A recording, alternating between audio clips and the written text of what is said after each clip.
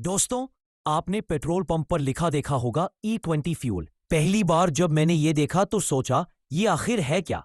क्या ये कोई नया ब्रांड है या फिर पेट्रोल का कोई नया वर्जन? और सबसे बड़ा सवाल, क्या ये हमारी गाड़ियों के लिए अच्छा है या बुरा? आज हम E20 के पूरे सच पर से पर्दा उठाएंगे। कब इसकी शुरुआत हुई, किन देशों में इसका इस्तेमाल हो रहा है, भारत में क्यों लाया गया है, आम जनता पर इसका क्या असर पड़ेगा, सब कुछ। वीडियो को अंत तक जरूर देखिएगा, क्योंकि आप पाएंगे कि E20 सिर्फ ईंधन नहीं बल्कि भारत के भविष्य की कहानी है। चलो शुरुआत से जानते हैं।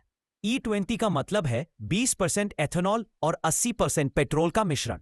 एथेनॉल क्या होता है? ये एक तरह का बायोफ्यूल है जो गन्ना, मक्का, चावल जैसी फसलों से बनाया जाता है। यानी एक तरह से किसान की फसल से बनी शराब, अल्कोहल को कार के इंजन में जलाया जाता है। अब सोचिए, जब 2003-4 में भारत में पहली बार एथेनॉल ब्लेंडिंग पर बात शुरू हुई थी, तब किसी ने नहीं सोचा था कि एक दिन हम E20 तक पहुंचेंगे। शुरू में सिर्फ 5% एथेनॉल मिलाया गया था, फिर 10% और अब लक्ष्य है 20% तक पहुंचना।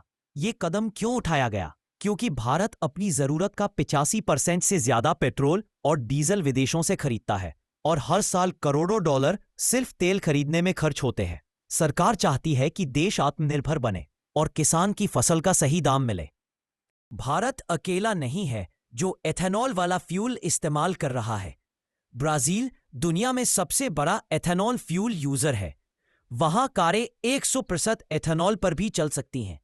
अमेरिका भी गन्ना और मक्का से एथेनॉल बनाकर E10, E15 और E85 तक का फ्यूल इस्तेमाल करता है। यूरोप के कई देशों ने भी बायोफ्यूल मिलाना शुरू कर दिया है। यानी साफ है, भारत भी अब उसी दिशा में बढ़ रहा है। अब सवाल है, E20 के फायदे क्या हैं? पर्यावरण को राहत, कार्बन एमिशन कम होगा, किसानों की आय, फसल का सीधा इस्तेमाल एथेनॉल बनाने में होगा, विदेशी तेल पर कम निर्भरता, डॉलर बचेंगे, नई नौकरियां, एथेनॉल प्लांट और सप्लाई चेन में रोजगार बढ़ेगा, green India mission, clean energy की तरफ बड़ा कदम। मतलब एक तीर से कई निशाने, पर्यावरण, किसान और अर्थव्यवस्था, सबको फायदा। लेकिन दोस्तों, हर सिक्के के दो पहलू होते हैं। E20 के कुछ नुकसान भी हैं। फ्यूल एफिशिएंसी, माइलेज कम हो सकता है। मान लीजिए पहले आपकी बाइक 50 किलोमीटर पर देती थी, अब 45-70 तक आ सकती है। इंजन पर असर, पुरानी गाड़ियां E20 कंपैटिबल नहीं है। रबर और प्लास्टिक पार्ट्स जल्दी खराब हो सकते हैं। फसल का दबाव, एथेनॉल बनाने के लिए गन्ना, मक्का आदि का ज्यादा इस्तेमाल होगा, जिससे फूड सिक्योरिटी पर असर पड़ सकता है। कीमत, शुरुआत में प्रोसेसिंग कॉस्ट ज्यादा होने से फ्यूल थोड़ा महंगा भी पड़ सकता है। तो फायदे हैं, लेकिन चुनौतियां भी कम नहीं। अब बात करते हैं आप और मेरे जैसे आम लोगों पर। अगर आपकी गाड़ी नई है 2023 के बाद, तो शायद E20 रेडी होगी। पुरानी गाड़ियों वालों को सावधान रहना होगा।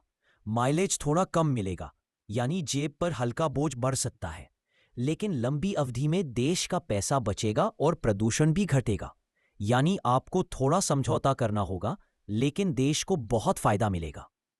तो दोस्तों, E20 फ्यूल एक ऐसा कदम है जो शुरुआत में थोड़ा मुश्किल लग सकता है। लेकिन सोचिए, अगर हम आज ये बदलाव नहीं करेंगे तो कल पेट्रोल और डीजल के बढ़ते दाम हमारी जेब और ज्यादा खाली करेंगे।